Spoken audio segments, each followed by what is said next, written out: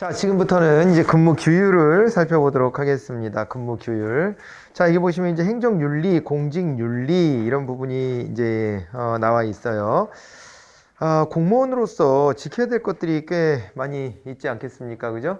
이제 그런 부분들이 어디에 이제 규정되어 있는가 이거를 좀 살펴보게 되면은 근무 규율이요. 일단은 법적, 제도적 측면도 있고 그 다음에 자율적이고 개별적인 측면도 있다. 이렇게 보셔야 돼요. 공직윤리 뭐 이렇게 얘기를 한번 해볼게요. 그랬을 때 이건 이제 개별적인 측면, 개별적이고 자율적이고 한 측면도 있지만 이것만으로는 윤리가 다 지켜지질 않습니다. 세상에는요 항상 빌런들이 살고 있잖아요. 그리고 또 뭐 실수를 할 수도 있죠. 이제 뭐 실수, 가벼운 실수 같은 거 좀 넘어가 줄 수 있지만 중대한 과실을 저지르거나 뭐 이럴 수도 있고 하기 때문에 우리가 이거를 또 법적, 제도적인 측면으로 묶어 놓지 않으면 안 된다. 제도적 측면으로도 접근을 해서 강제력을 좀 부여를 해야 되겠다. 라고 하는 겁니다. 개별적, 자율적 측면으로만 놓고 보자면은 뭐 공무원 선서 같은 거 뭐 떠올려 볼 수 있어요. 여기서 몇 가지만 좀 놓고 보면 공무원 선서 같은 게 있거든요. 공무원 선서. 공무원이 이제 어떤 자세로 임해야 되는지 이런 거 있잖아요. 그런 것들에 대해서 한 번씩 선서하게 되어 있고 선서의 의무가 있고 그 다음에 또 뭐가 있냐면은 또 하나가요. 공무원 헌장 같은 것도 있죠.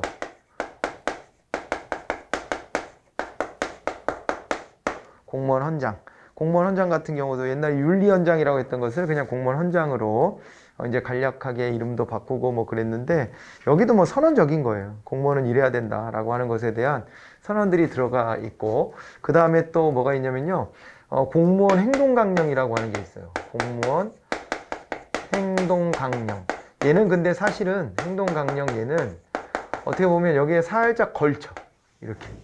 이렇게 표현할 수가 있을 거예요. 이 공무원 행동강령은 보기에 따라서는 법적 장치 아니냐 이렇게도 볼 수 있지만 법적 장치를 하기엔 야가다 이럴 수도 있기는 해요. 얘는 뭐에 이제 근거를 하는 거냐면은 얘는 공무원 행동강령은 이게요 국민권익위법이라고 하는 법이 있습니다. 국민권익위법이라고 하는 게 있는데요. 국민권익위법에 근거해서 보면은 그러면은 이제 공무원 행동강령을 제정하도록 하고 있어요. 예, 그래서 이거는 나중에 뒤에 가서 우리가 또 공부를 하겠지만 국민권익위법이 있는데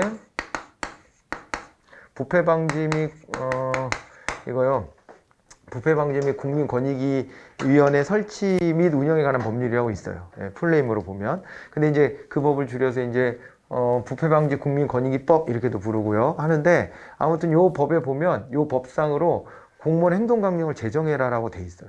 예. 그런데 이 행동강령이다 그랬을 때 강령이라고 하는 것은요 령자가 들어갔잖아요. 그래서 이거는 명령의 수준입니다. 명령의 수준이고요. 이게 대통령령이에요. 대통령령.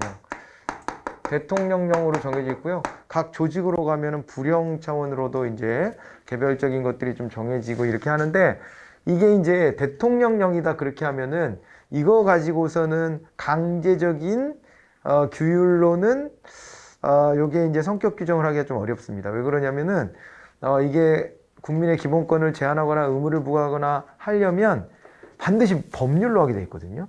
그러니까 법률이라고 하는 국회의원들에서 통과가 돼야 돼요.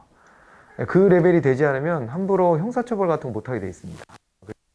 그거는 또 다른 맥락으로 보면 죄형법정주의라고 돼요. 죄형법정주의. 이 범죄와 형벌에 관련된 규정은 다 법률로만 하게 돼 있어요. 그런데 행동강령 그러면 이거는 법률의 레벨보다 밑에란 말이에요. 밑에이기 때문에 해봐야 과태료 뭐 이런 거 정도 부과할 수 있지 법적인 처벌을 할 수는 없어요. 여러분 벌금하고 과태료의 가장 큰 차이는 이게 사법 절차에 의해서 처벌을 받은 것이냐 아니면 행정관청에 의한 벌을 받은 것이냐 이 차이거든요. 그 근본적 차이가 있는 거예요. 그러니까 이를테면 정가 기록이냐 아니냐 뭐 이런 정도의 차이 그럴 수 있는 거거든요. 그래서 이게 이제 강제력이 없다고 하기도 참 애매하지만 있다고 하기에도 참 애매한 그런 정도 레벨이에요. 그리고 여기에서 규정하고 있는 공무원 행동강령을 보잖아요. 그거 규정하고 있는 것 중에 가장 대표적인 내용이 그거예요. 공무원은 누군가로부터 한 번에 100만 원 이상, 연간 300만 원 이상 있잖아요. 돈을 받으면 안 돼요. 그러니까 금전거래가 있으면 안 돼. 그럼 금전거래가 있으면요. 뇌물일 가능성이 있잖아요. 근데 뇌물을 아마추어 같이 누가 내가 청탁할 때 가가지고 그때서야 봉투 내밀면서 이거 받고 좀 처리해 주세요. 이렇게 안 합니다. 누가 그렇게 합니까? 아마추어 같이. 그렇게 안 하고 어떻게 해요? 그렇게 안 하고요. 평소에 관리하는 거예요. 평소에 선물도 주고, 명절 때 되면 뭐 떡값 명목으로도 좀 주고, 그죠? 평소에 관리.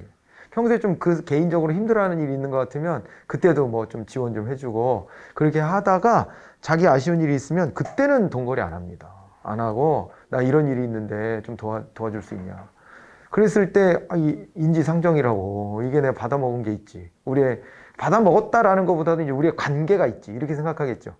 우리의 관계가 있지. 내가 어떻게 모른 척하냐. 이러고 도와주게 되는 거예요. 근데 그게 국민 입장에서 보면 뇌물 아니고 뭡니까 그게? 평소에 그렇게 관리하는 게 다 뇌물이지 아닐 리가 없잖아요. 그래서 그걸 행동 강령으로 정해놨었어요. 야 100만 원 이상 이렇게 받거나 연간 합쳐 300만 원 이상 되면 그건 좀 문제가 있다라고 보자. 그거보다 더 적은 액수는 그래 뭐 그거야 뭐 그냥 인간적인 정으로 뭐 선물 수준이고 뭐 서로 그냥 그런 거라고 본다 치더라도 그 넘어가는 거는 좀 문제가 있지 않냐? 이렇게 해놨던 건데 이 법적 처벌을 못 하는 겁니다. 이거는 강령이기 때문에 내부에서 뭐 징계 같은 건 할 수 있겠지만은 이게 사법 절차를 밟아서 처벌할 수는 없는 거예요. 그래서 이거를 이제 승화시켜서 만들어낸 게 바로 뭐가 있냐면요. 이제 부정청탁 금지에 관한 법률이 있죠. 청탁금지법이라고 하는 것이 있습니다. 청탁금지법. 여기에다가 이렇게 이제 공무원 행동 강령을 요거를 갖다가 이제 강력한 법률의 형태로 이게 만들어 놓은 거라고 생각하시면 돼요. 강령에서 규율하고 있는 것들이 힘아리가 없으니까 청탁금지법으로 이렇게 만들어 놨는데 이른바 이거를 소위 기명란법이라고도 부르잖아요. 기명란법 많이 들어보셨죠? 이렇게 하면 김영란법이란 이름으로 많이 들어보셨을 텐데 김영란이라고 하는 사람 이름을 따서 붙인 거야. 생존에 계신 분입니다. 생존에 계신 분이고 아주 뭐 되게 나이가 아주 많거나 그러지도 않아요 아직도. 네, 근데 이분이 대법관 출신이고 이제 대법관 출신으로서 대형 로펌에 가지 않고 이제 학교로 가서 이 잘못된 전관예우 이거를 끊어내야 된다는 걸 몸소 실천도 좀 하셨고 그러다가 이제 국민권익위원회라고 아까 여기도 잠깐 나왔었죠. 국민권익위원회. 예, 요게 만들어지고 난 다음에 거기에 위원장으로 가셨어요. 초대위원장까지는 아니지만 초창기 때 위원장이 됩니다. 저 조직을 만든 거는 이명박 정부 출범하면서부터예요. 예, 그래갖고 2대인가 3대인가 뭐 그럴 거야 아마. 그래서 그때 초창기 때 이제 위원장으로 갔는데 그때 이제 저 청탁금지법을 이거를 이제 구상을 한 거예요. 왜냐하면 자기도 법관 생활 오래 했으니까 그죠? 법조인들이 어떻게 로비를 당하는지 이런 걸 많이 봤을 거 아닙니까 사실은. 예, 법조인들도 그렇게 관리를 받아요. 예를 들면 변호사나 검사나 이런 사람들이 공판에 관여하는 사람들 있잖아요. 이런 사람들이 의례적으로 판사들을 점심 사주고 저녁 사주고 술 사주고 그랬던 게 관행이었습니다. 그냥 관행이 그거 없어진 지 얼마 안 돼요. 그러니까 그런 관행이 있었는데 그거는 부적절하지 않습니까? 누가 봐도 그렇잖아요. 그렇게 하면 안 될 것 같잖아요. 공명정대하게 재판해야 되는 판사가 가서 밥 얻어먹고 있으면 어떡해. 처음에는 들어갔을 때 그걸 이상하게 느낀대요 다. 그런데 좀 지나고 나면 야 이 정도야 뭐 다른 애들은 뭐 뒤에서 더한 짓도 많이 하는데 이런 정도는 부패도 아니야 이렇게 점점 무뎌지는 거예요. 그렇게 젖어가고 그 다음에 또 조직 문화에서는 그런 게 되게 무섭잖아요. 너만 깨끗해? 이렇게 말 듣는 거 되게 무서운 일이에요. 너만 잘났어? 너만 깨끗해? 야 다 이렇게 돌아가게끔 돼 있는 데는 다 이유가 있어. 그러니까 기존의 선배들이 해왔던 것에 대해서 그런 식으로 색안 끼고 볼 필요는 없지 않아? 이렇게 하면은 그죠, 이겨낼 재간이 잘 없는 거지. 아예 그게 못마땅하면은 조직을 떠나야지 자기가 거기서 버티기가 쉽지가 않겠죠. 그러니까 이런 관행들이 있어 왔던 걸 눈으로 봤을 것이고 그 다음에 마침 또 이제 벤츠 여검사 사건이라고 그 한번 얘기해 드렸던 것 같은데 저 그랬잖아요. 남자 변호사한테 여자 검사가 벤츠를 선물 받았는데 왜 받았냐 그랬더니 우리 그렇고 그런 사이예요 이러고 넘어가는 거예요. 근데 이게 누가 봐도 이거는 뭔가 사건과 관련해서 뭔가 있지 않을까 뒤로 이런 생각을 할 수밖에 없는 상황 아닙니까? 근데도 처벌을 못 하는 거예요. 뇌물죄가 성립하려면 대가성이 입증돼야 돼요. 돈을 받고 그 돈 받은 대가로 뭘 해줬다는 게 입증돼야 되거든요. 근데 평소에 관리받는 것에 대해서는 대가성 입증하기 어려운 거죠. 그런 겁니다. 그래서 이제 그 문제가 있다 그래서 이 청탁금지법으로 법률로 만든 거예요. 법률로 만들고 이 법률로 만드는 것도 쉽지 않았습니다. 국회 문턱을 넘기도 어려웠어요. 왜냐면 아까도 말했지만 관행이라는 것은 뼛속 깊이 이게 스며들어 있는 것이기 때문에 이거를 문제 삼는 것은 되게 정이 없다. 뭐 이렇게 받아들여지기도 하고 예민하지 못한 거죠. 예민하지 못하고 지금까지 어떤 문제를 해결하는 방식을 다 끊어내야 되는 거거든요. 네, 그러기 때문에 완전 드라이한 방식으로 이제 공식적 방법만 통해서 문제를 해결해야 되기 때문에 서로 불편해지거든요. 그러니까 해왔던 관행을 포기를 잘 못하는 거예요. 그런 차원에서 법이 좀 민기적거려지고 그렇게 됐다가 세월호 사건 터지고 난 다음에 이 청탁금지법이 이제 통과가 됩니다. 그때 사회적 분위기 등이 없고 그렇게 됐는데 여기에서 같이 봐야 될 거 아까도 말씀드렸지만 여기에서 봐야 될 거는 있잖아요. 1회에 1회당 100만 원. 이 규정을 기억해 놓으셔야 돼요. 100만 원 이상. 그리고 이제 연간 300만 원이에요. 연간 300만 원. 요거 이상 남들하고 금전적거리 하지 말라는 거예요. 그랬더니 누가 질문을 해요. 그럼 내 집을 팔고 돈을 받는 거 어떻게 합니까? 아, 그런 거는 되지, 당연히. 그러니까 그런 것들은 다 예외로 다 있어요. 구체적으로 다 이런 경우는 되고 하는 것들도 있어요. 가족 간의 뭐 생계를 위한 거래 이런 것들 누가 그거 못하게 합니까? 그런 거야 다 되는 거고 이거는 제3자로부터 공직자가 이런 식의 돈을 받으면 안 돼 라고 큰 틀에서 규정을 해놓은 거예요. 알겠죠? 근데 그거를 행동강령에선 선언만 했다면 청탁금지법에서 처벌 규정까지 두고 있다는 거, 그것의 차이를 좀 인식하시면 되겠습니다. 그죠? 그래갖고 청탁금지법으로 이걸 처벌한다까지 기억하시고 청탁금지법과 관련해서는 또 좀 볼 수 있는 게 요 관련된 이제 시행령 규정 같은 것도 막 나와요. 아, 참 그리고 청탁금지에서요 이게 말을 줄여서 이렇지 부정청탁 금지에 관한 법률이에요. 금품수수 및 부정청탁 금지에 관한 법률이거든요. 그래가지고 이제 금품수수 함부로 하지 말라는 거가 핵심 골자고 그 다음에 청탁금지라는 게 좋은 맥락에서의 청탁도 못하게 하는 건 아닙니다. 여러분들이 민원을 접수할 거 아니에요. 그런 게 일종의 다 청탁이에요. 이거에 들어주라고 요구하는 거 그게 다 청탁입니다. 우리가 이제 지역구 국회의원 사무실 똑똑 두들기고 들어가서 의원님 좀 만나러 왔다. 무슨 일 때문에 그러지? 우리 동네에 이게 문제가 있는데 이거 왜 해결 안 해주냐? 이거 해결해줘라. 이거 다 청탁이에요. 그런데 이런 청탁은 인정된다고 나와 있어요. 나와 있고 부정청탁은요 반칙이 같이 끼어드는 거지. 거기에 공정하지 못하게 반칙이 끼어들어서 원래 자기 순번이 아닌데 자기 순번 해주라고 한다든가 법적으로 안 돼 있는 걸 되게 만들어주라고 한다든가 누구를 선정해야 되는데 그거에서 선정 기준을 바꿔서 나를 선정해 달라고 한다든가 이런 것들이 다 부정청탁인 거예요. 그렇죠? 부정청탁이 금지된다는 거 하나 알아두시고 그 다음에 시행령 관련된 게 이게 제정되고 얼마 안 돼서 이제 시험에 나온 적이 있었는데 또 나올지는 잘 모르겠어요. 한 번 딱 나왔었지만 되게 구체적으로 나왔었거든요. 그게 뭐가 있냐면요. 시행령에서 보면은 요거 있잖아요. 식대 같은 거, 음식물, 접대 이런 거 있잖아요. 이런 거 가격을 다 물어본 적이 있어요. 음식물 같은 것들은 3만 원 뭐 이렇게 돼 있어요. 식당 같은 데 가서 식사했다 그럴 때 3만 원 이상 접대 받으면 안 돼요. 3만 원 이상 접대 받으면 안 되고 선물은 5만 원이에요. 선물은 5만 원까지만 됩니다. 5만 원까지만 마음으로 주고 받으라는 거예요. 액수로 승부 보지 마라 이런 건데 다만 이게 이제 농수산물 있죠? 농수산물이나 그 가공품 같은 경우에는 10만 원까지로 이걸 좀 나중에 완화를 해줘요. 왜냐면은 이게 추석 명절 같은 때, 설날 같은 때 선물 주고받잖아요. 선물 주고받는데 그때 이제 이게 사과박스 한 상자만 살라 그래도 5만 원이 넘어가는 게 대부분이라서 그러다 보니까 이게 안 팔리는 거야. 막 조기 이런 거 안 팔려. 이게 이 타격을 농민, 어민 이런 사람들이 입는 거예요. 그래서 이제 이거는 10만 원까지 정도까지는 완화하자. 완화를 해줬고 그리고요 완화해주면서도 욕도 많이 먹었지 또. 한번 정해놓고 나니까 또 정해지니까 국민들이 왜 그걸 또 완화하냐. 니네 선물 받으려고 환장했지? 이러면서 또 막 뭐라고도 하고 그랬는데 이건 이제 그 농민, 어민들을 위한 정책이라고 해서 이걸 만들었어요. 대신에 뭘 바꿨냐면 경조사비가 원래 10만 원이었거든요. 처음 만들어질 때. 경조사비 10만 원까지 낸다? 근데 경조사비가요 5만 원으로 줄어요. 대신에 이걸 줄였어. 경조사비를. 경조사 5만 원으로 줄였고 근데 누가 뭐 경조사비를 쫓아다니면서 너 결혼하는데 얼마 받았냐 축의금? 봉투 다 갖고 와봐. 그래서 다 검사해 보겠어?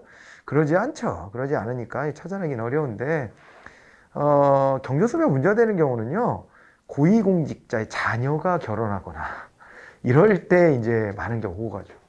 진짜 그 TV에서 자주 보이는 뭐 유명한 정치인이나 이런 사람들 있잖아요. 자식들 결혼하고 그러면요, 몇 억씩 들어옵니다. 공식적으로만 보여지는 게 그 정도예요.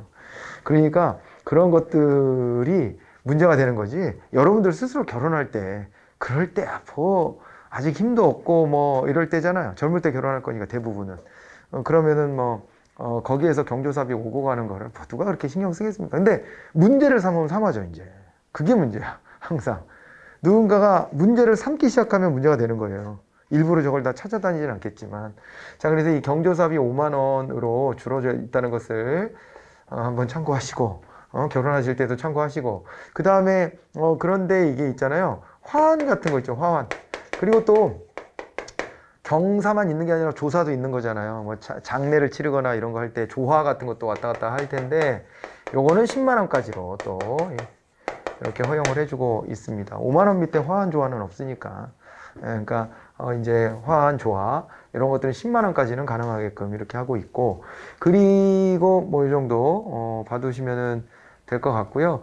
이런 걸 가지고 이제 시험 문제 낸 적이 있어요. 한두 번 정도 시험에 출제가 됐으니까 좀 기억을 해 두시고, 나중에 가서 법을 읽을 때에는 요 구체적으로 해가지고 이제 또 여러 가지 규정들이 또 따라 붙습니다. 그 뒤에 보면은 강연할 때 강연료는 얼마까지 되는지 뭐 이런 것들서부터 쭉 다 나와 있어요. 그래서 그런 부분들을 조금 더 구체적으로 살펴보도록 하고, 일단은 요 정도 선으로 좀 기억해 놓으시면 어떨까 싶네요.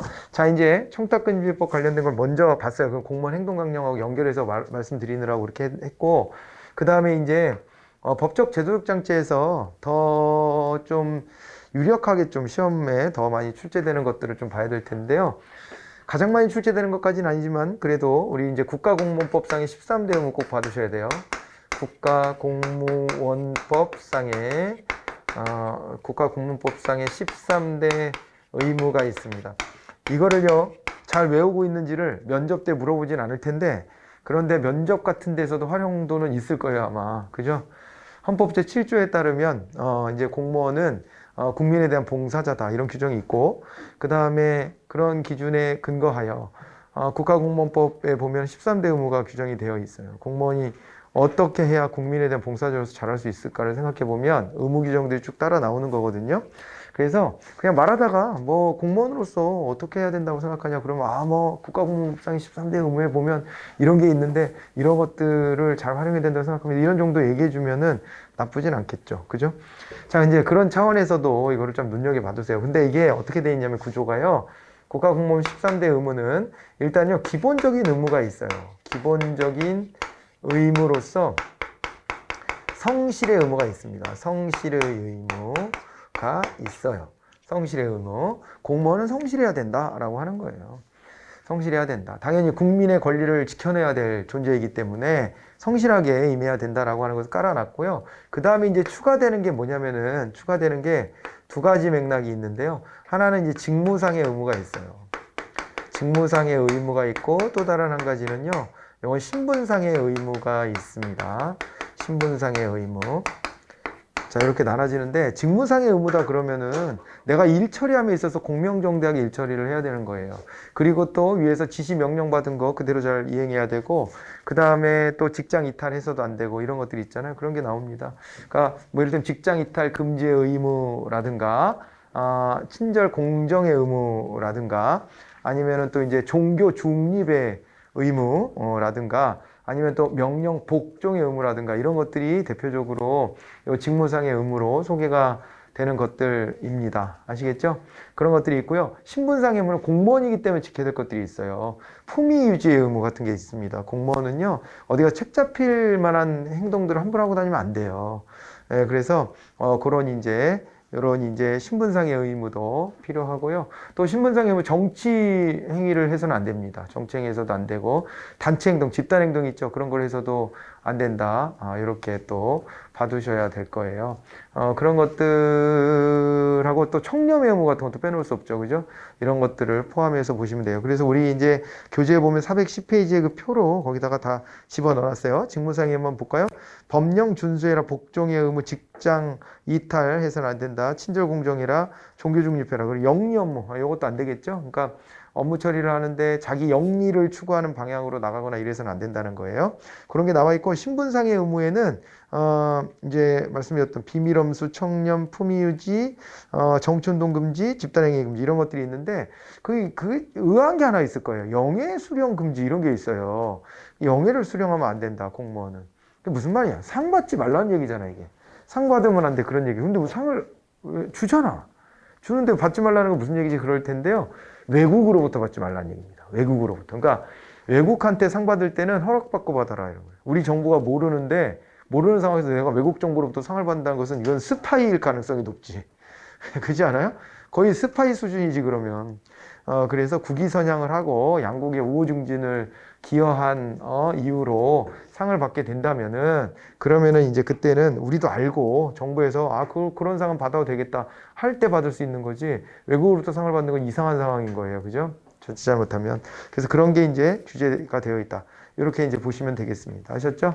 이런 의무들이 싹 다 들어가 있고, 그리고요, 이제 됐죠? 그 정도 하고 넘어가도 되겠죠? 요거는? 네, 그렇게 하시고.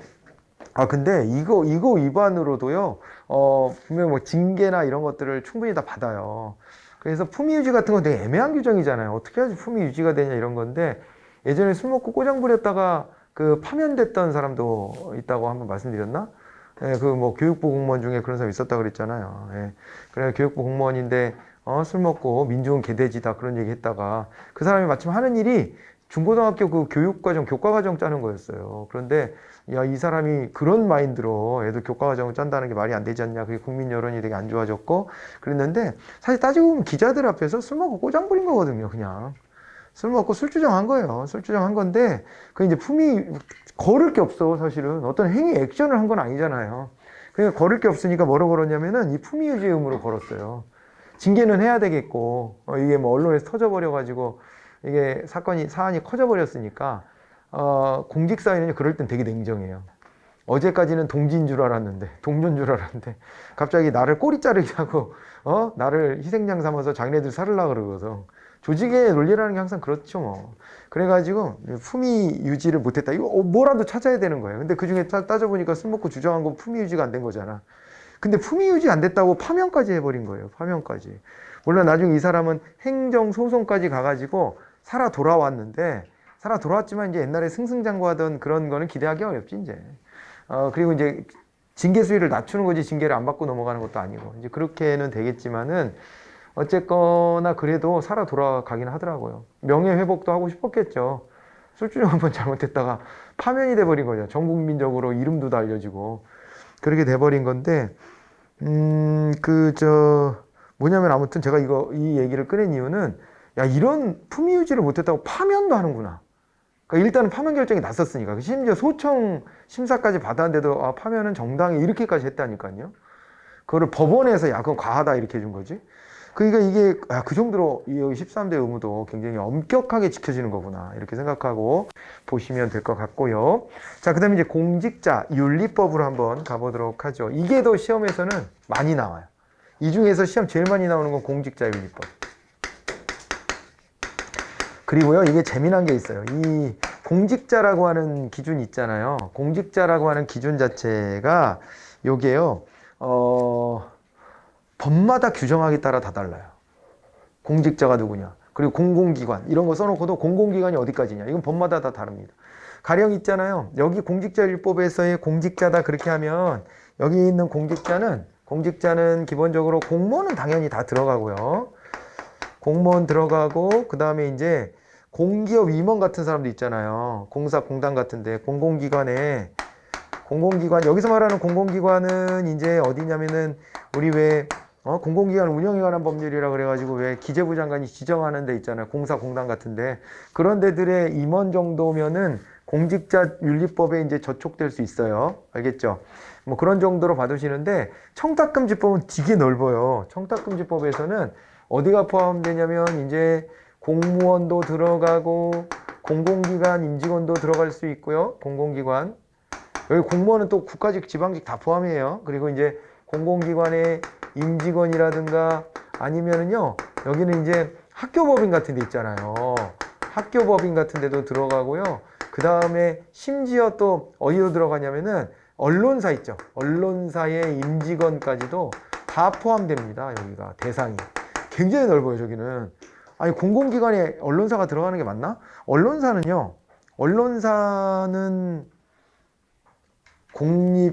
국립이나 공립인가요?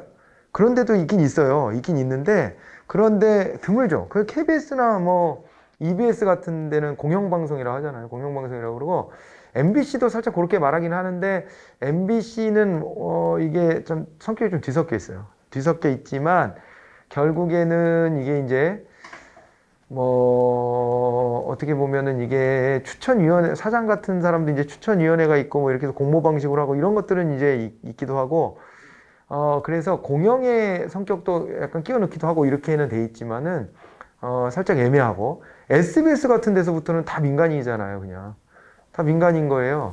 그 신문사들도 국방일보 이런 거는 국가가 하겠지. 그죠? 그런 건 국가가 하는 거지만은 조선일보, 중앙일보, 동아일보 다 민간 기업 아니에요?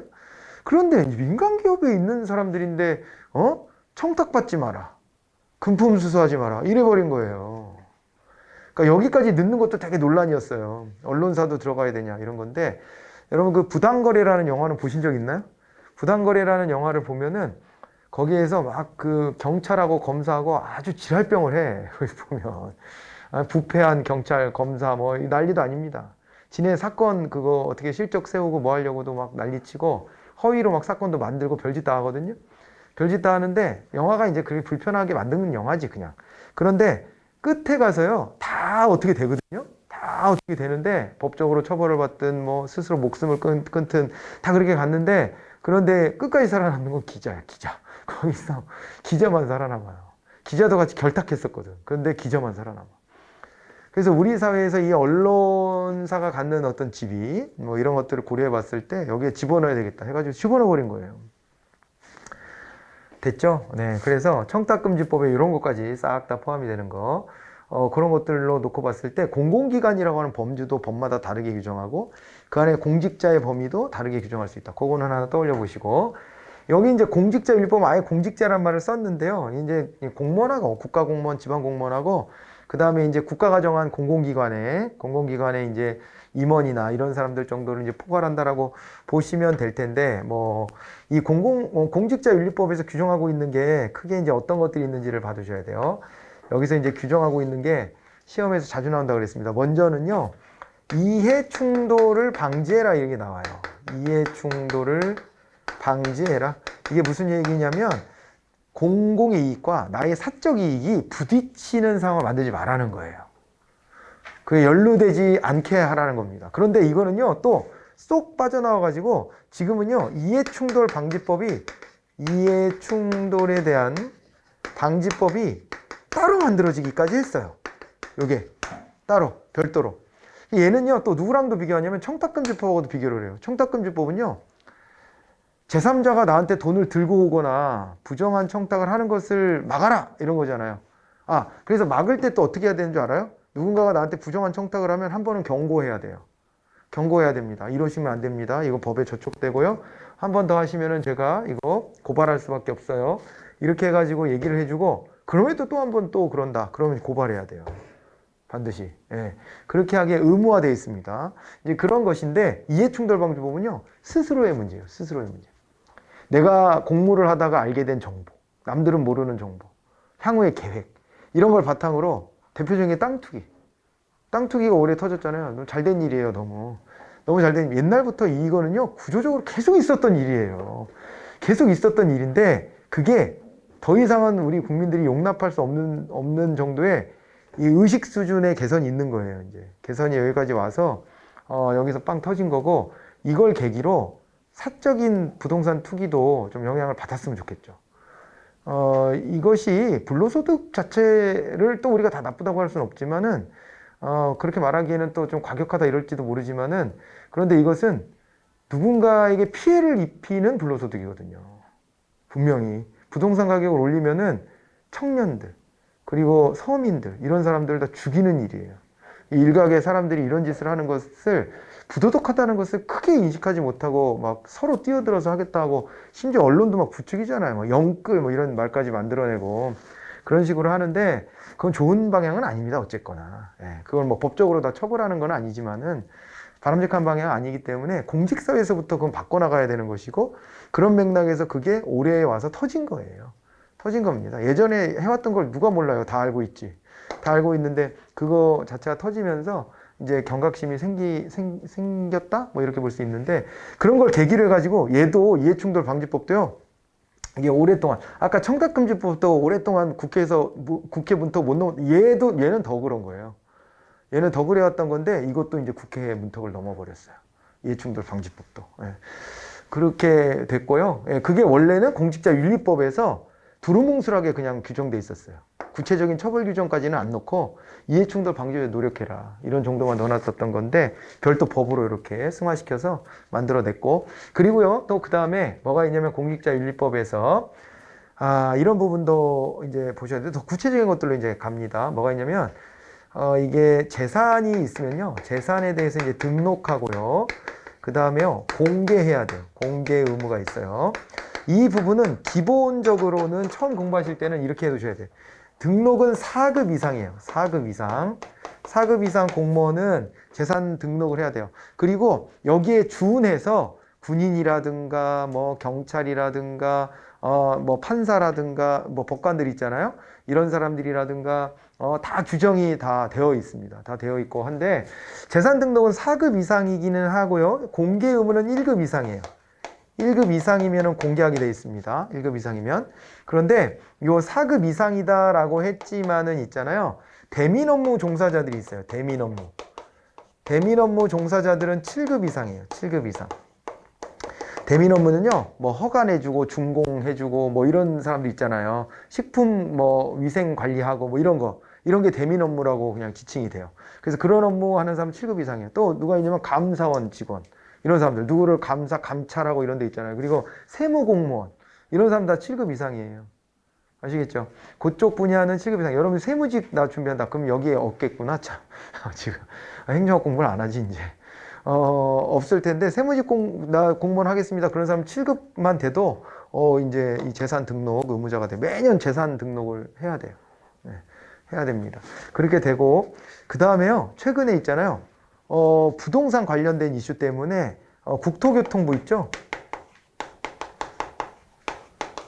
부동산 개발 관련된 사람은 9급 이상. 이거 얼마 전에 통과됐어요. 며칠 안 됩니다, 이거. 한 달 됐나? 한 달이나 됐나, 안 됐나? 그렇게 됐습니다. 그래서 국토교통부 9급 이상도 다 하는 걸로, 국무회의에서 다 통과시켰기 때문에, 요 9급 이상으로 하는 건 대통령령이어가지고요. 요건 대통령령이에요, 요거는. 요거 4급 이상 공무원 같은 경우는 법률인데 요 밑에 있는 거는 시행령에서 나오는 거거든요. 대통령령으로. 그래서 요거는 국회에 통과할 필요도 없고 국무회의에서 정하면 돼요. 그냥 대통령이.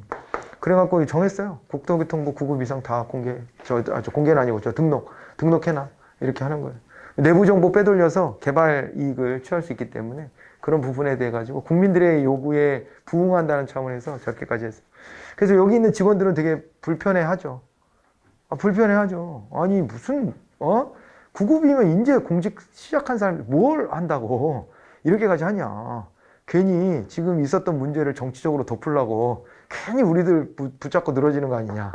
이런 불만을 제기한다고도 하는데 생겼습니다. 생겼고 처음에는요. 뭐 모든 공무원은 다 등록하게 하자 이런 얘기까지 있었어요. 그런 얘기까지 있었는데 거기까지는 안 가고 단계적으로 여기까지만 와 있는 상태 정도 됩니다. 그래서 시험에서는 특히 요거 많이 나옵니다. 4급 이상, 1급 이상 이렇게 나눠서 좀 보셔야 되고요. 공개 의무자들은요, 관보 같은 데다 게재해버리고 그래요. 그리고 이제 언론사가 그런 거 가져다가 맨날 뭐 비교해서 이렇게 하죠. 문재인 대통령 뭐 재산이 늘었다, 줄었다. 뭐 이게, 그러면서 분석돼요. 이만큼 늘은 것은 왜 그렇지? 그러라고 공개하는 거거든요. 예, 그래가지고, 뭐 의원들 같으면요, 재산 뭐 300명 국회의원 중에 누가 1등이다. 이런 거 맨날 하고, 작년에 1등이었던 아무개운이 2등으로 내려왔다. 뭐 이유는 자기가 경영하는 주식을 많이 갖고 있는 회사에 뭐 주가가 떨어져서 이렇게 됐다. 뭐 이런 식의 분석들 다 합니다. 예, 그리고 이제 수사기관에서도 보겠죠. 보고서 누군가가 이상하게 재산이 갑자기 확 늘었다. 이렇게 되면 이제 추적 들어가고 이렇게 하는 겁니다. 내사하고. 그러라고 이거를 시행하고 있습니다. 예. 이것은 김영삼 정부 때부터 도입이 되기 시작해가지고 점점 이제 범위를 확장하면서 오늘날까지 온 거예요. 그죠? 네. 그래서 이게 민주화 이후에 이런 이제 조치도 있었고, 그전에는 뇌물수수나 이런 게 뭐 당연한 일처럼 벌어지고 있었던 사회였거든요. 그런 거를 이제 끊어내는 하나의 계기가 됐던 중요한 내용입니다. 그래서 요거 기억해 두시고요. 그 다음에 이제 우리나라가 웃기게 부동산 관련된 규정들은 이제 올해 막 생기는 거거든요. 그런데 그 부동산에 되게 관대했던 나라예요. 근데 주식에 대해서는요, 관대함이 없었어요. 이전부터. 그래가지고 이 주식에 대해서는 있잖아요. 주식에 대해서는요, 주식의 매각이나, 그러니까 여기 공직자가 자기랑 자기 업무랑 이 겹치는 영역의 주식을 가지고 있다. 이렇게 됐을 때에는 이거를 매각하거나 또는 있잖아요. 백지신탁위원회에 맡겨야 돼요. 백지신탁. 백지신탁은요, 대신 팔아서 돈으로 줄게 이렇게 하는 거예요. 너 주식인데 너가 타이밍 보고 이러는 것도 좀 안 되고, 왜냐면 판매할 타이밍을 딱 자기가 결정할 수 있다 그러면은 자기 권한을 남용하여 어떤 특정 주가를 싹 올린 다음에 그때 난 팔았어요 이렇게 해버릴 수도 있잖아요. 그래서 이걸 그냥 백지신탁하라고 하는 거예요. 바로 매각하거나 아니면 백지신탁에 맡겨서 여기서 매각해서 돌려주게끔 하라는 거예요. 백지신탁위원회가 적당한 타이밍을 봐서 팔아서 돌려주게끔 하고 있어요. 그래서 주식의 매각, 백지신탁, 요 이제 의무가 있습니다. 의무가 있는데, 이거는 이제 규정이 어떻게 돼 있냐면, 이거 같은 경우에 이것도 대통령령으로 구체적으로 들어가 보면은 3천만 원 이상이라고 돼 있어요. 법률에서는요, 1천만 원 이상 5천만 원 이하의 범위에서 대통령령으로 최저선을 정해라 이렇게 돼 있습니다. 그래서 대통령령에서 3천만 원으로 딱 정해놨는데, 3천만 원 이상의 주식에 대해서만 이렇게 매각이나 백지신탁 같은 걸 하게끔 하는 거라서 그거보다 적은 액수는 상관없어요. 적은 액수는 상관없고, 그리고 이거는 웬만하면 여러분들하고 관련이 크게 있을 가능성이 별로 없어요. 왜 그러냐면 이거는요, 재산 공개 의무자를 대상으로 해요. 그러니까 주가를 올리고 떨어뜨리고 할 정도의 힘을 가지려면 저 정도 재산 공개 의무자 1급 이상 공무원이라고 했잖아 아까. 그런 정도는 돼야 된다. 그러니까 이른바 우리가 이제 뉴스에서 많이 듣는 거는 누가 대선 후보다 그러면요, 그거 가지고 뭐가 나와요? 테마주라는 게 나와. 테마주. 아무개 씨가 어느 정당의 대통령 후보가 됐다 그러면요, 그때 일제히 그 사람 테마주라고 일컬어지는 것들이 주가 오를 거예요. 그거 노리고 지금 사셔도 돼. 잘 점 찍어서. 근데 이제 잘못 점 찍어갖고 후보가 될 줄 알았는데 뚝 떨어졌다 그러면은 그 사람 테마주는 뭐 떡락하겠지 이제. 그죠? 그러겠지. 그러니까 그런 식으로 테마주라는 걸 만들었어요. 근데 그 테마주 되게 웃겨요. 테마주가 실제로 그러면 그 뭐 어떤 특정 정치인이나 이런 이제 유력한 권력을 가진 사람이 진짜로 관련이 있냐? 별로 그렇지도 않아요. 근데 그냥 자기들끼리 이슈를 만들어내는 거더라고요. 만들어갖고 야 이게 친구의 형이 운영하는 회사야 이런 식으로. 그렇다는 얘기는 전제가 뭐예요? 이 사람이 대통령이 되면은 친구의 형네 회사를 밀어준다는 전제가 깔려있는 거잖아. 그잖아요. 그럼 부정부패를 했을 때만 생길 수 있는 일인데, 그런데 그냥 자기들끼리 주식 투자하는 사람들끼리 단기적으로 어떤 막 이야기거리를 만들어서 지들끼리 사고팔고 하면서 그거 이득 보고 이렇게 챙기는 나쁜 세력들이 있는 것 같아. 자꾸 테마주라는 걸 만들어내서 그런 걸 해요. 그래갖고 누구 인기가 좀 올라갔다 그러면은 뭐 그거에 대해서 테마주가 뭐 반등했다는 등 이런 얘기들이 나오는데, 그런 거를 이제 막으려고 하는 겁니다. 이거를 자기가 직접 주식을 보유하고 그거를 주가를 띄워주고 이렇게 하는 나쁜 공직자가 있을 수도 있으니까 못하게 하려고 하는 거고요. 그럼 이렇게 테마주를 몰고 다닐 정도의 힘은 가진 사람이어야 되니까 주식 투자하는 걸 나쁘다고 말할 수는 없는 거잖아요, 원래는. 그렇기 때문에 재산 공개 의무자 같으면은 이런 사람들은 이거 3천만 원 이상 주식에 대해서는 직접 바로 매각을 하든가 백지신탁해라 이렇게 해놓고 있는 겁니다. 이 규정을 그렇게 알아두시고, 그 다음에요, 선물에 관련해서 선물에 대한 신고의 의무가 있고요. 그 다음에 이제 국고기속의 의무가 있어요. 선물 신고의 의무 이렇게 할까요? 근데 이제 이게 특히 외국으로부터 받는 선물 있잖아요. 그런 거는요, 얼마냐면은 여기서 보면은 요거는요, 10만 원 기준이에요. 10만 원 이상. 10만 원에 100달러. 10만 원 100달러. 예, 이렇게 되는 겁니다. 요거 기준이에요. 요 이상일 때 여기에 해당이 일단 기본적으로 된다고 보시고요. 그리고 그러니까 뭐 액수 되게 작죠? 작잖아요. 그러니까 거의 모든 선물이라고 보시면 돼요. 그러니까 어디 뭐 외국에 나가서 어떤 그 나라 공무원을 만났는데 이거 뭐 우리 그간 우정을 나눈 증표를 하면서 공항에서 간단하게 뭐 이렇게 인형 하나 사줬다 이런 거 갖고 뭐 문제 삼지는 않는 거고요. 10만 원 이상 정도 된다. 그러면 이건 정의 표시를 넘어간다 이렇게 보고, 그런 거 같은 경우에는 이걸 반드시 이제 신고하게 하고요. 그 다음에 이걸 어떻게 하냐면 국고 귀속시켜요. 국고에 귀속하게끔 되어 있습니다. 자기네 장한테 이거 다 신고해야 되고요. 그럼 이제 국고로 가져가 버려요. 너 이쁘다고 준 거 아니다. 그 선물은. 그래서 국가가 갖는 게 맞지 않냐. 이렇게 이제 국고 귀속 시켜버리는 것이고. 그러니까 대통령이 어디 해외 순방 가면 선물 엄청 받아. 그리고 그 나라에 진귀한 걸 받아요. 우리도 이제 우리나라에서 중요한 거를 갖다 주죠. 좋은 거를 갖다 주고. 그리고 그 나라로부터도 그런 것들을 받는데, 그게 그럼 다 대통령 거냐. 그럴 것 같으면 대통령 5년 하면 진짜 부자 될 거야, 아마. 그잖아요. 그 나라에서 굉장히 이제 고가로 나가는 것들을 막 선물해주고 그럴 테니까. 그렇게 해서는 안 되죠. 당연히 그건 국가를 보고 준 거지. 우리나라를 보고 우리나라하고 우호 증진을 위해서 준 거지. 뭐 대통령 개인을 놓고 준 건 아니잖아요. 당연히 국고 귀속하는 게 마땅하다 이렇게 봐두시면 될 거고요.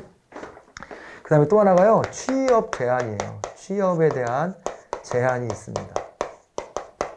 취업 제한이 있는데 요거는 어떻게 되냐면요. 5년, 3년을 기억해 두셔야 돼요. 네. 그러니까 퇴직 전 5년, 그리고 퇴직 후 3년입니다. 그러니까 취업 제한이라고 하는데 퇴직 전 5년간 취업 제한이 걸린다는 건 말이 안 되잖아요. 퇴직 전이면 지금 일하고 있는 거잖아, 공무원으로. 근데 뭐 어디 취업을 해? 그럼 말이 안 되고 무슨 얘기냐면 퇴직 후에 이제 취업하려고 할 거 아니에요. 근데 퇴직 후에 3년간은 퇴직 전 5년간 자기가 만졌던 공적인 업무와 유관성이 있는 분야로 취업할 수 없다. 그 얘기입니다. 여러분들이 60살에 퇴직을 하면은 63세가 될 때까지는 여러분들이 이제 퇴직 전 5년, 그러니까 6세부터 60세까지 그때 기간 동안 자기가 다뤘던 업무 분야 있죠. 그 분야하고 관련 있는 사기업이나 관련 있는 단체, 이런 데에 취업하면 안 된다. 그런 겁니다. 거기에 취업하면 당연히 내부 정보도 저 국가의 기밀 같은 것도 막 다 그죠? 가지고 자기 알고 있으니까 그걸 활용해 가지고 사적 이익을 추구해 주려고 할 수도 있고, 그 다음에 또 전관 예우 같은 게 있을 수도 있거든요. 전관 예우. 아까 뭐 법원 내에 저 판사들이나 이런 사람들 전관 예우 얘기했지만은 말고도 일반 공무원들도 전관 예우가 있어요. 다. 김앤장 같은 데 가보잖아요. 김앤장 들여다보면 거기에 변호사만 있는 게 아니에요. 거기 로펌인데. 거기 보면요. 고위공직자 출신 공무원들도 다 거기 고문 이런 걸로 다 들어가 있어요. 왜 그럴까요? 왜 그럴까? 여러분이 의심하는 바가 맞아요. 그런 것 때문에 그래요. 어떤 사건 같은 거 걸렸을 때 전화 한 통 걸어주고 내부 정보 빼주고 이런 역할을 하라고 그런 사람들한테 돈 엄청나게 주는 거예요. 그럼 그게 지금도 먹히고 있다는 얘기잖아요. 안 먹히면 괜히 돈 주겠어, 거기서? 그런 사람들 괜히 고문으로 데려다가 돈도 많이씩 줄 텐데 그거 괜히 하겠어요? 이거 뿌리 뽑아야 되지 않습니까? 이 부도덕한 상황을. 그래서 이런 규정도 가지고 있는 거예요. 퇴직 전 5년, 퇴직 후 3년 이렇게 되고, 그런데 모든 공무원한테 이렇게 하면은 그러면은 60살 퇴직한 다음에 취업하는 게 너무 제한이 많아요. 이게 그리고 되게 잔인한 거예요, 어떻게 보면. 왜냐면은 자기가 잘 아는 분야로 취업하려고 그러지, 그럼 자기가 전혀 모르는 분야로 취업하게 되면 그러면은 뭐 밑바닥부터 다시 시작하게. 근데도 이걸 요구하는 거거든요. 그래서 다만 요거는요, 재산에 등록 의무자를 대상으로 한다. 그러니까 여러분들이 퇴직할 때 4급 이상 공무원이 됐다 이렇게 되거나, 아니면은 요런 거 있잖아요. 아까 말했던 요 범위가 어디 갔어? 여기 뭐 대민 업무 7급 이상 뭐 이렇게 해가지고 요쪽 분야로 가면 뭐 당연히 퇴직할 때까지 일하면은 당연히 등록 의무자였을 것이기 때문에 이렇게 이제 취업 제한에 걸릴 거고요. 그렇지 않고 한 5급 정도까지 하다 내가 퇴직했다. 그러면은 뭐 굳이 신경 쓸 필요는 별로 없는 거고. 이렇게 되는 거죠. 재산 등록 의무자를 기준으로 한다. 이렇게 해서 알아두셔야 돼요. 여기 꼼꼼히 알아두셔야 돼요. 여기도 다시 법을 읽을 때 구체적으로 여기도 시행령까지 같이 좀 볼 거예요. 그래가지고 시행령에 관련된 이런 내용들도 제가 얼추 다 소개는 했지만 또 다시 한번 복습도 하고 또 꼼꼼히 들여다보고 나중에 그렇게 할 겁니다. 일단은 여러분들이 공부할 때 단계적으로는요, 요 큰 틀을 기억하시고 그 안에서 이렇게 뭐 공직자 율법 5가지가 있어. 그러고 기억해 놓고 그 정도 하는 거가 일단의 과제예요. 그 나중에 이제 그게 익숙해지면 구체적인 내용으로 들어가서 야, 그거 얼마 이상이지? 뭐 이런 것도 좀 따져보고 누구를 대상으로 하지? 이런 것도 따져보고 그렇게 하시는 겁니다. 단계 공부하라 그랬어요. 한꺼번에 다 기억하려고 그러면 못합니다, 이거. 머리가 터져서 완대요. 다 엉켜버려요. 실타래가 엉키니까 그렇게 하지 마시고 단계 접근해 가시면 되겠습니다. 자, 이제 그 내용까지가 쭉 이제 나와 있는 거니까 한번 읽어보시면 될 거고요. 그 다음에 이제 그 밑에 보면 이제 공무원 윤리헌장이라고 옛날에는 이제 윤리헌장이라 했고 지금 이제 공무원 헌장이라고 바꿔서 부릅니다. 박근혜 정부 때 이제 윤리자를 빼고 공무원 헌장 이렇게 바꿨어요. 이 공무원 윤리헌장이라는 것은 전두환 정부 때 그때 만들어져 가지고 80년대에 제정이 돼 가지고 지금까지 오늘날까지 이제 오는데 공무원 헌장 이렇게 이제 바꿔서 보시면 됩니다. 알겠죠? 자, 그리고 이제 공무원의 충성이라는 부분이 있는데 뭐 그거야 뭐 공무원은요, 아까 보니까 복종의 의무 같은 것도 있잖아요. 그죠? 복종의 의무. 위에서 지시 명령하면 그것을 반드시 따라야 된다. 이렇게 보시면 돼요. 그런 부분들이 있고, 그 다음에 그 정도로 됐고요. 그리고 이제 국가에 대한 충성 때문에 신원조회 같은 것도 다 해보는 거죠. 그죠? 이 사람이 이제 공무원이 되는 것에 하자가 있는지 이런 것들을 좀 보는 겁니다. 그리고 이제 넘어와서 공무원의 정치적 중립이라고 하는 부분이 나와 있습니다. 그죠? 이거는 근데 앞에서 공부가 좀 얼추 된 거 아닙니까? 헌법 제7조에 보면은요, 공무원의 정치적 중립의 의무를 확인하고 있어요. 제2항에서 확인하고 있고 한데, 이거는 우리가 뭐 공부할 때 인사행정론 딱 들어와가지고 우리가 역관주의 얘기하면서 역관주의에서 벗어나기 위해 가지고 정책 중립을 요구했다. 공무원들한테. 그죠? 그래갖고 정권은 자꾸 바뀌잖아요. 정권은 바뀌지만 그 안에 있는 공무원들은요, 그대로 직업공무원, 우리나라 같으면 직업공무원으로 인정하면서 신분보장을 해주죠. 신분보장을 해주면서 어떤 정파적인 이익에 이끌려가지 마라. 이렇게 하고 있는 겁니다. 그것은 어떻게 보면요, 대통령이 바뀌더라도 대통령에 대한 내부 견제를 하게끔 그 권한을 살려두는 거예요. 그래서 지금도 보면 그런 게 우리가 좀 민주화가 되니까 그런 재미난 장면들이 나오잖아요. 예를 들면은 문재인으로부터 임명받은 검찰총장이 상대편 정당의 유력 대선 후보자가 돼서 나오질 않나. 거기에 감사원장은 임기도 안 끝났는데 툭 튀어나가가지고 상대편 정당의 대선 후보가 되겠다고 또 뛰지를 않나. 그리고 여기서 기재부 장관 했던 사람은 난 이 당 저 당 다 아무 데도 아니야 그러면서 중간에서 또 대선 후보로 나오질 않나. 3명이나 나왔어요. 문재인 정부에서 임명됐던 장관급 인사 3명이 다른 편에 서서 대선 후보를 해요. 근데 이게 배신이다 뭐 이렇게 말하는 경우도 있지만 사실은 그렇잖아요. 장관급을 임명했다 그래갖고 꼭 대통령이 자기 측근으로만 임명해야 되나? 그건 아니잖아요. 필요에 따라서는 또 그 분야의 일을 잘할 수 있는 전문가가 있으면은 또 이렇게 뭐 임명을 해서 활용할 수도 있는 것이고, 또 그 사람이 그것을 그만뒀을 때에 자기 정적 신념이 꼭 자기를 임명해 준 사람하고 동일해야 되는 것도 아니잖아요. 그거야. 민주사회가 되면 이런 다양성이 공존할 수 있는 거, 그런 게 가능해지지 않을까 싶고요. 지금도 기재부 장관하고 정부 여당하고 맨날 대립각 세우잖아요. 재난지원금을 어디까지 줄래 뭐 이러다가. 그죠? 그러니까 되게 짜증날 거야, 정부 여당은. 왜냐면은요, 예산 가져다가 전 국민 다 줬으면 욕도 안 들어먹을 텐데 상위 뭐 10%, 12%뭐 뺀다 그래가지고 그 사람들이 나중에 또 불만이고. 근데 상위 10%뭐 이런 사람들이 보니까 진짜로 다 돈을 되게 많이 벌어서도 아니고 1인 가구 혼자 살고 그러면은요, 엔간한 소득 이상 되면은 막 거기 12% 들어가는 거예요. 부양가족이 없으니까. 이런 식으로 들어가 보니까 막 억울한 거지. 그리고 또 그 선에 걸린 사람들도 되게 짜증나잖아요. 야, 이거 차이로 내가 안 되는 거야? 이렇게 짜증나고 막 이러는 거야. 그럼 그 사람들 뭐라고 얘기하기 시작해요, 이제. 야, 세금은 엄청 걷어가면서 해주는 거는 나는 쏙 빼고 하네. 이렇게 정치적으로는 되게 불만을 갖는 거예요. 그러니까 이 정부 여당은 여당 쪽은 싫을 거야, 아마. 여당이나 청와대 쪽은 싫겠지만은 기재부 입장에서는 또 한 번 이렇게 주는 것은 물론 할 수 있어. 그런데 한번 주기 시작하면 이런 게 아예 틀로 잡힐까봐 그런 걸 염려하는 것 같죠? 그래가지고 국간을 지켜야 된다 이러면서 그러면서 어떻게든 전 국민을 안 주려고 하는 거예요. 돈을 그만큼 쓰더라도 다른 방식으로 쓰려고 하지 전체한테 막 이렇게 주는 것에 대한 거부감을 가져. 근데 그건 그들의 사고방식은 그래야 될 필요도 있어요. 그래서 이런 게 내부에서 어떻게 되는 거예요? 견제를 이루게끔 하는 거거든요. 그래서 서로 토의하고 논의하고 협상하고. 근데 이제 그런 거에서 필요한 게 바로 뭐예요? 그 공무원들의 정적 중립이에요.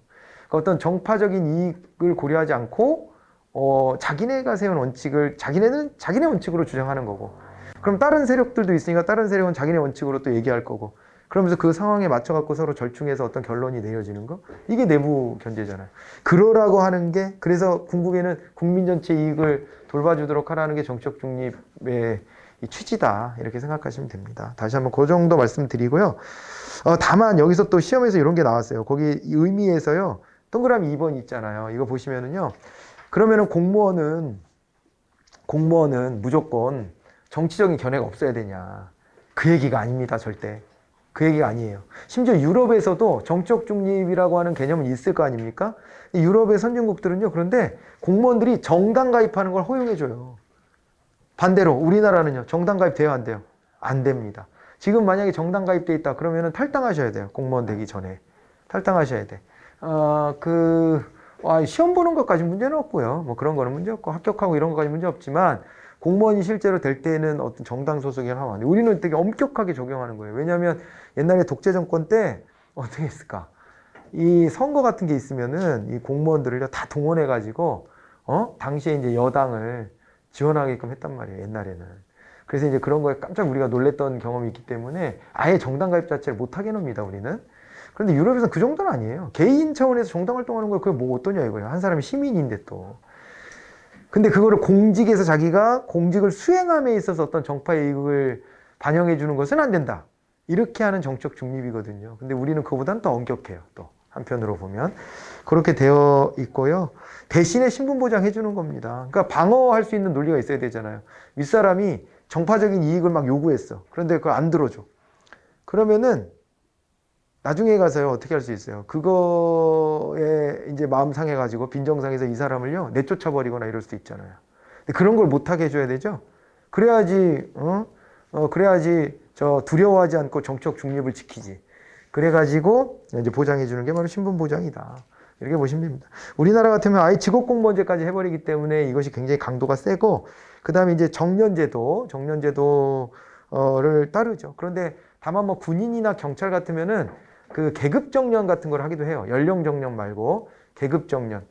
그래갖고 뭐 남자분들은 이제 예비군 훈련 같은 거 받아보신 분들이 있을 텐데 예비군 훈련 가보면은 거기도 군대 장교들이 있어요. 있는데 그 사람들은 이제 뭐냐면요. 이제 퇴임을 준비하고 있는 사람들입니다. 그러니까 이게 전투 부대가 아닌 예비군 사단 같은 데 와서 마지막을 정리하고 있는 사람들. 그 왜 그러냐면 자기가 예를 들어서 뭐 중령이야. 그런데 중령인데 대령으로 승진해야 되는데 승진할 수 있는 기회를 몇 번 주는 거예요. 기간을 정해서. 근데 그 기간 안에 대령 승진을 못 땄어. 그러면은 밀려나는 겁니다. 밀려나면은 마지막 정리해라 그러고 그런데 이제 후방 같은 데로 이렇게 내보내 주는 거죠. 그래서 거기서 정리하고 나오게 하는 거예요. 그런 식으로 해가지고 계급 정년을 적용을 합니다.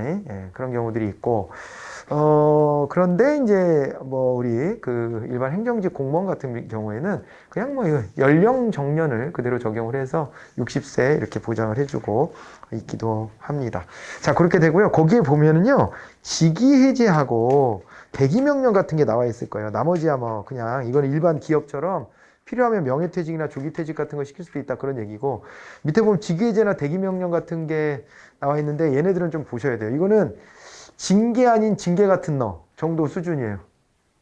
징계 아닌 징계 같은 너. 이게 뭐냐면 직위해제면 지금 맡고 있는 직위에서 물러서 이렇게 하는 거거든요. 그래서 이거 자체로 공무원 신분이 어떻게 된 건 아니에요. 그런데 직위해제니까 일하지 말고 있어 이렇게 하는 거거든요. 너 일하지 말고 뒤로 물러서 있어. 보통 어쩔 때 직위해제를 시키냐? 직위해제를 시키는데 징계, 그것도 중징계가 예고되어 있는 사람. 그러니까 이 정도면 중징계가 가능하다 싶을 때.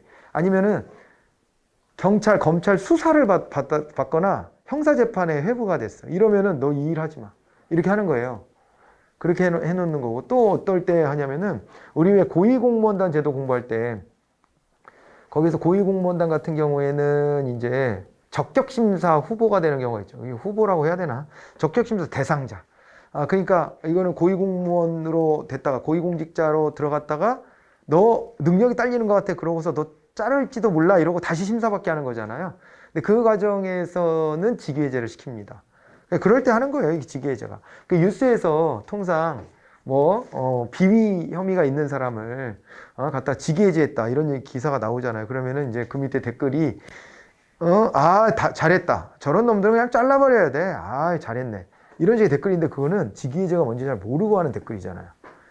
직위해제는 지금 맡고 있는 직위 수행하지 않게끔만 한 것이지 그 자체로 잘린 게 아닙니다, 지금. 앞으로 잘릴지도 몰라. 근데 그거는 여론이 잠잠해지면 그래도 팔이 안으로 굽어요. 그러니까 아까 왜 품위유지 의무 위반이라고 술주정 한번 해가지고 파면된 사람 있잖아요. 그거는 녹색 검색창에 1위를 하루 종일 먹었어, 그 사람이. 이 언론사도 엄청 까대고 이래가지고 그 이슈가 가라앉질 않으니까 그 꼬리 자르기를 한 거고, 보통은요 자기네 편이기 때문에 크게 이슈가 되지 않으면 좀 덮어줘. 거의 그때까지는 의리를 지켜. 자기들끼리 인간미가 있죠, 인간미가. 그래서 직위해제 정도로 뉴스가 나가면은 국민들은 일단은 마음의 해소가 돼. 그러나 사실은 그 뒤에 잠잠해진 다음에 어느 정도 수위의 징계를 하는까지 우리가 사실은 봐야 되는 거예요. 직위해제 자체만으로는 이거는 징계가 아니다. 징계가 이루어진 게 아니다. 대기명령도 비슷한 건데요. 이게 또 직위해제를 할 때 또 하나가 무능력자. 아까 고위공무원에 대해서 적격심사 받을 때 직위해제 한다고 그랬죠. 비슷하게요. 고위공무원이 아니더라도 너무 현저히 직무수행 능력이 없다. 이렇게 되면은요, 그때 직위해제 시키고 대기명령을 하게 돼요. 그럼 대기명령이 뭐냐? 직위해제 했으니까 일할 게 없으니까 그냥 대기하고 있다. 거의 그런 의미잖아요. 근데 대기명령은 가만히 있게 하는 건 아니고 교육훈련을 시키는 거예요. 교육훈련 같은 걸 시키면 보고서를 내게 한다든가 아니면 훈련을 받게 한다든가 해가지고 한 번의 기회를 더 줘보는 거예요. 우리 직업공무원제 하니까. 그래가지고 한 번의 기회를 더 줬는데도 안 되면 그때는 이때도 면직이 가능해요. 근데 이제 그렇게 면직되는 경우는 굉장히 드물다고 봐야죠. 자주 있는 일은 아니지만 그렇게 되기도 합니다. 그래서 이제 대기명령은 능력이 현저히 떨어지는 공무원에 대해서 교육훈련을 받을 기회를 주는 겁니다. 그렇게 하는 거를 대기명령이라고 보시면 되는 거예요. 알겠죠? 자, 이렇게 하시고, 그렇다면 징계는 뭐가 있냐? 이거는 이제 끊어서 가겠습니다. 징계는 꼼꼼히 우리가 좀 봐야 되거든요. 그래서 꼼꼼히 한번 볼 거고, 많이 나와요, 그만큼. 많이 나와서 굉장히 디테일하게 다 나오는데, 근데 범위가 넓진 않아요. 여기 주제에서 다뤄야 될 내용이 꼼꼼해서 짜증나지 크지는 않습니다. 그래서 이제 그거 꼭 잘 봐두시면 되고, 그 다음에 이제 부패에 관련된 것도 가끔 나오니까 부패 유형 같은 거 살짝 살펴보고, 그렇게 되면은 이제 기본 이론 다 마무리가 되고요. 이제 심화 이론에 관련된 거 빠르게 좀 보고, 그러고 지나가면 될 듯 합니다. 자, 여기까지 보고 다음 시간에 이어가 볼게요. 쉬었다 오세요.